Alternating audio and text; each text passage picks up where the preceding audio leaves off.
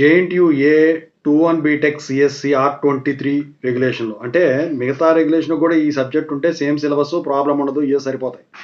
Important questions చెప్పమని చెప్పేసి అడుగుతూ ఉన్నారు. ఆ సబ్జెక్ట్ ఏంటంటే advanced data structures and algorithm analysis, ADS and A అంటారు కదా. సో దాని గురించి చెప్పబోయే ముందు అయితే ఇంతవరకు ఈ ఛానల్ సబ్స్క్రైబ్ చేసుకొని వాళ్ళు ఎవరైనా ఉన్నట్టయితే సబ్స్క్రైబ్ చేసుకోండి. ఈ వీడియోని లైక్ చేయండి, షేర్ చేయండి. మీకు ఏమైనా డౌట్స్ ఉంటే కాల్ మీ 4 ద్వారా కాల్ చేయండి. తెలుగు ఇంజనీరింగ్ ఎడ్యుకేషన్ టెలిగ్రామ్ ఛానల్లో జాయిన్ అవ్వండి. ఈ వీడియోకి ఒక హైప్ ఇవ్వండి, ప్లేలిస్ట్ మొత్తం చెక్ చేసుకొని అందరికి కొంచెం షేర్ చేయండి మీ ఫ్రెండ్స్ అందరికి కూడా. ఇక వచ్చేసరికి ఏంటంటే ముందుగా ఇంపార్టెంట్ క్వశ్చన్స్ చెప్పబోయే ముందు అయితే మీరు తెలుసుకోవాల్సింది ఏంటి, ఈ అడ్వాన్స్డ్ ట్రీ డేటా స్ట్రక్చర్స్ గురించి తెలుసుకోవాలి. ఎలా వర్క్ అవుతాయి ఏంటి, వాటి అప్లికేషన్స్ ఏంటి అని చెప్పేసి తెలుసుకోవాలి. ఎందుకంటే మీరు పాస్ కావాలంటే. ఆ తర్వాత పర్సంటేజ్. ఇక ఆ తర్వాత వచ్చేసరికి మీకు గ్రాఫ్ డేటా స్ట్రక్చర్ అంటే ఏంటి, ట్రావర్సల్స్ అంటే ఏంటి, సో వాటి గురించి తెలియాలి. వాటి అప్లికేషన్స్ వచ్చేసరికి ఎలా అప్లై చేయాలి రకరకాల అప్లికేషన్స్లో అని చెప్పేసి తెలుసుకోవాల్సి ఉంటుంది. ఇక వచ్చేసరికి ఈ డేటా స్ట్రక్చర్స్ని అల్గారిథమ్ డిజైన్లో ఎలా యూజ్ చేయాలి అని చెప్పేసి తెలుసుకోవాలి. ఇక ఆ తర్వాత వచ్చేసరికి ఈ డేటా స్ట్రక్చర్ ఏదైతే ఉందో ఈ ప్రాబ్లంను సాల్వ్ చేయడానికి అది దానికి సరిపడదా కాదా, అది అప్రోప్రియేటా కాదా అని చెప్పేసి తెలుసుకోవాల్సి ఉంటుందన్నమాట. ఓకేనా. ఇక ఆ తర్వాత వచ్చేసరికి ఈ అల్గారిథమ్స్ని అనలైజ్ చేసుకోవడం తెలియాలి. ఇక ఈ అనలైజేషన్ ఏదైతే ఉందో అది వచ్చేసరికి space and time complexity based అయ్యి ఉండాలన్నమాట. ఇక కొత్త అల్గారిథమ్స్ మీ సొంతగా ఏదన్నా డిజైన్ చేయాల్సి ఉంటుంది. ఇది ఓవరాల్గా దీని గురించి మీరు తెలుసుకోవాల్సిందే. ఇక ఇంపార్టెంట్ క్వశ్చన్ చూసుకుంటే యూనిట్ 1 గురించి మాట్లాడుకుంటే ఇంట్రడక్షన్ టు అల్గారిథమ్ అనాలిసిస్ ఉంది కదా, అందుట్లో ఖచ్చితంగా వచ్చేది ఏదైనా ఉంటే ఈ algorithms space and time complexity base చేసుకొని చేసే అనాలిసిస్ ఏదైతే ఉంటుందో దాని మీద ఇస్తాడండి. కొన్ని నొటేషన్స్ ఉంటాయి కదా, అసిమ్ప్టోటిక్ నొటేషన్స్ అని, అవి ఎక్కడో ఒక షార్ట్ ఇచ్చేదానికి ఛాన్స్ ఉంటుంది. ఇక తర్వాత ఏవిఎల్ ట్రీస్లో ఖచ్చితంగా క్రియేషన్ మీద కానివ్వండి, ఇన్సర్షన్ మీద కానివ్వండి, డిలీషన్ మీద కానివ్వండి ఖచ్చితంగా అయితే మీకు ఇస్తాడు ఒకటి. ఓకేనా, ఇంతకుముందు ఇచ్చాడు. ఇక అప్లికేషన్స్ అనేది షార్ట్ క్వశ్చన్స్ కింద ఇచ్చేదానికి ఛాన్స్ ఉంది. ప్రోగ్రామ్ ఉంటుంది కదా, డేటా స్ట్రక్చర్ ప్రోగ్రామ్, సో అవన్నీ మీరు రాయాల్సి ఉంటుంది అనమాట, ఈ మూడింటికి ఏదో ఒకటి. ఇక బీ ట్రీస్లో కూడా క్రియేషన్, ఇన్సర్షన్, డిలీషన్లో ఒకటి ఇస్తాడు. ఇవన్నీ ఎందుకు చెప్తున్నాను అంటే ఇందుట్లో వచ్చేసరికి అండి అదొకటి ఇస్తాడండి అందుట్లో. ఓకేనా, సో అందుకని చెప్పేసి చెప్తున్నాను. ఇప్పుడు ఫర్ ఎగ్జాంపుల్ ఇప్పుడు ఇన్సర్షన్ ఆపరేషన్ ఇచ్చాడు ఏబిఎల్లో, బీ క్వశ్చన్ డిలీషన్ ఇచ్చాడు అనుకోండి, అలాగే బీ ట్రీస్లో కూడా క్రియేషన్, డిలీషన్ ఇచ్చేదానికి ఛాన్స్ ఉంది. ఓకేనా, అలా అనమాట. ఇక యూనిట్ 2 చూసుకున్నట్టయితే ఇందుట్లో వచ్చేసరికి ఎక్కువ హీప్ ట్రీస్లో మినిమైజింగ్ అండ్ మ్యాక్సిమైజింగ్ హీప్స్ దాని మీద ఉంటుంది కదా, సో అది ఇచ్చేదానికి ఛాన్స్ ఉంటుంది. ఇక షార్ట్ క్వశ్చన్స్లోనేమో గ్రాఫ్స్ మీద, గ్రాఫ్ అంటే ఏంటి ఇవన్నీ కూడా ఇచ్చేదానికి ఛాన్స్ ఉంటుంది. ఇక వీటిల్లో ఎక్కువ శాతం ఇచ్చేదల్లా ట్రావర్సల్స్ మీద ఎక్కువ ఇస్తాడండి. ఇక ఆ తర్వాత వచ్చేసరికి వాటి అప్లికేషన్స్ ఏంటని చెప్పేసి ఇస్తాడు. ఇక ఆ తర్వాత అందుట్లో క్విక్ సార్ట్ మీద కానివ్వండి, మెర్జ్ సార్ట్ మీద కానివ్వండి ఖచ్చితంగా అయితే ఒకటి ఇచ్చేదానికి ఛాన్స్ ఉంటుంది.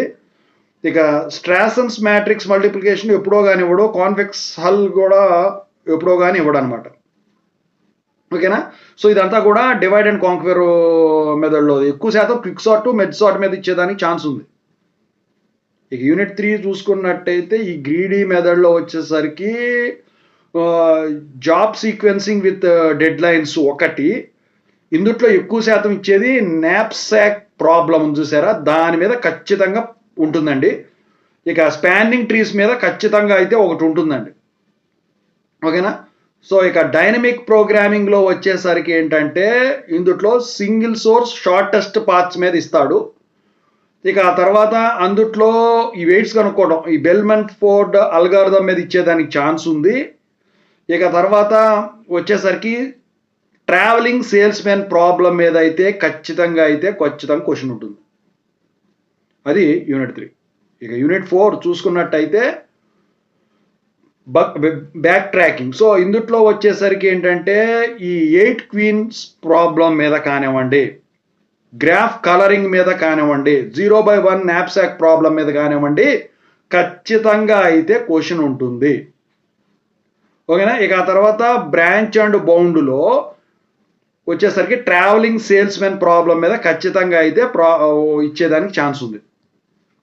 అది యూనిట్ 4. ఇక యూనిట్ 5 చూసుకున్నట్టయితే ఇందుట్లో ఎన్పి హార్డ్ అండ్ ఎన్పి కంప్లీట్ ప్రాబ్లమ్స్ ఉన్నాయి చూసారా, దాంట్లో వచ్చేసరికి ఎన్పి హార్డ్ గ్రాఫ్ ప్రాబ్లం మీద ఇస్తాడు. ఇక ఆ తర్వాత వచ్చేసరికి ఏంటంటే సిడిపి అంటే క్లిక్ డెసిషన్ ప్రాబ్లం మీద కానీ, క్రోమాటిక్ నెంబర్ డెసిషన్ ప్రాబ్లం మీద కానీ, సిఎన్డిపి మీద కానీ మీకు క్వశ్చన్ వచ్చేదానికి ఉంది. ప్రతి దాంట్లో కూడా ఈ ట్రావెలింగ్ సేల్స్ మ్యాన్ ప్రాబ్లం మీద ఖచ్చితంగా అయితే మీకు ఉంటుంది. ఇందుట్లో కూడా ఈ travelling sales man decision problem, ఇది ప్రతి యూనిట్లో కూడా ట్రావెలింగ్ సేల్స్ మ్యాన్ ప్రాబ్లం మీద ఏది వచ్చినా కూడా ప్రతిదీ ప్రిపేర్ అవ్వండి. ఒకటైతే ఖచ్చితంగా ఇస్తాడండి, ఒకటి ఇవ్వచ్చు, రెండు ఇవ్వచ్చు దాంట్లో.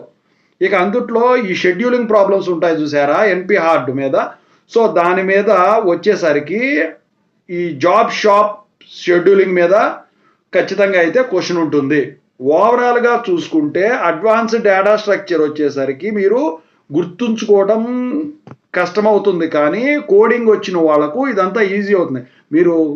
మీరు ఖచ్చితంగా దిగిపోతాయి ఇందుట్లో ఉన్నది ఉన్నట్టు అని అంటే ఏవిఎల్ ట్రీస్లో ఉన్న క్రియేషన్ ఇన్సర్షన్ డిలీషన్ మీద, బి ట్రీస్లో క్రియేషన్ ఇన్సర్షన్ డిలీషన్ మీద కంపల్సరీ. ఓకేనా, ఆ రెండు. ఇక ఆ తర్వాత ట్రావెలింగ్ సేల్స్ మెన్ ప్రాబ్లం ఏదైతే ఉందో ప్రతి దాంట్లో ఎగ్జాంపుల్స్ అది ఖచ్చితంగా అయితే దింపుతాడు. ఇక ఆ తర్వాత మెర్జ్ సార్ట్, క్విక్ సార్ట్ మీద ఖచ్చితంగా అయితే ఉంటుందండి. అది అల్గారిథం రాయమన్నా రాయాల్సిందే మీరు. ఓకేనా, సో అది కూడా గ్యారంటీ. ఇక ఆ తర్వాత నాప్సాక్ ప్రాబ్లం మీద కూడా ఖచ్చితంగా అయితే వాళ్ళు ఇస్తాడు 6 మొత్తం. ఓకేనా, సో ఈ 6 చుట్టూనే ఎక్కువ శాతం వచ్చేసరికి తిరుగుతాయి. ఇక 7వది వచ్చేసరికి ఏంటంటే ట్రావెర్సల్స్. సో ఈ ట్రావెర్సల్స్ మీద కూడా మీకు ఉంటుంది. సో ప్రతిదీ కూడా ఏంటంటే రియల్ టైమ్ ఎన్విరాన్మెంటల్లో మీరు తెలుసుకోండి, అది అప్లికేషన్ ఎలా యూజ్ చేయాలి ఏంటి ఇదంతా కూడా మీరు రియల్ టైంలో తెలుసుకోవడం మంచిది. ఇప్పుడు ఓవరాల్గా ఎలా చదివితే మనకి మార్కులు పడతాయి అంటే ఈజీగా ఎలా ఉంటుందంటే, నేను చెప్పొచ్చేది ఏంటంటే ముందు మీరు యూనిట్ 1 చదువుకోండి. ఇక తర్వాత వచ్చేసరికి మీకు సింపుల్గా అయిపోవాలంటే యూనిట్ 4, ఇక ఆ తర్వాత యూనిట్ 3కి రండి, ఆ తర్వాత యూనిట్ 5కి రండి, ఆ తర్వాత యూనిట్ 2కి రండి. ఎందుకంటే హీప్ ట్రీస్ మీద కూడా ఖచ్చితంగా అయితే మీకు ఇస్తాడండి. హీప్ ట్రీస్ మీద కన్నా కూడా ఈ క్విక్ సార్ట్, మెర్జ్ సార్ట్ మీద ఎక్కువ శాతం ఇంతకుముందు ఇచ్చాడు. ఓవరాల్గా అయితే ఇవి రిపీటెడ్ క్వశ్చన్స్ ఇప్పుడు చివరిలో చెప్పినవన్నీ కూడా ఈ ఆర్డర్లో చదువుకోండి, మీకు మంచి పాయింట్లు కూడా వచ్చేదానికైతే చాలా ఛాన్స్ ఉంది. ఇది మీరు ఎందుకంటే చాలామంది వీటి మీద ఏడిఎస్ మీద ఎక్కువ అడుగుతున్నారండి బయట కూడా. ఓకేనా, సో ఏడిఎస్ అండ్ ఏఏ అల్గారిథం అనాలిసిస్. సో జాగ్రత్త చేసుకోండి. I wish all the best.